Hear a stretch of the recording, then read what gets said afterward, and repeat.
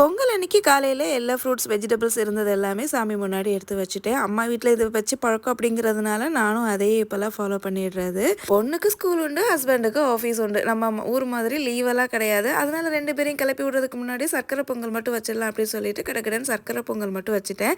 இந்த வருஷம் பொங்கலுக்கு வெண்பொங்கல் வைக்கல, சர்க்கரை பொங்கல் மட்டும் வச்சு சிம்பிளாக பண்ணிட்டேன். ரொம்ப இந்த வருஷம் சலாலா அப்படிங்கிறத ஃப்ரெண்ட்ஸ் யாரும் இல்லை அப்படிங்கிறதுனால முடிஞ்சது வரைக்கும் சிம்பிளாகவே வச்சாச்சு.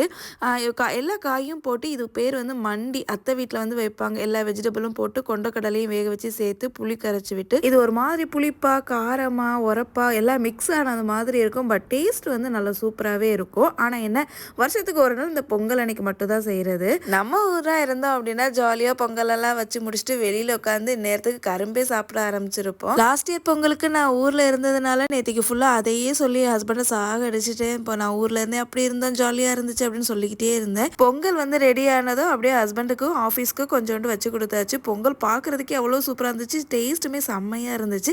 நாளைக்கு இன்னொரு vlogல பார்க்கலாம். தேங்க்யூ, பாய்.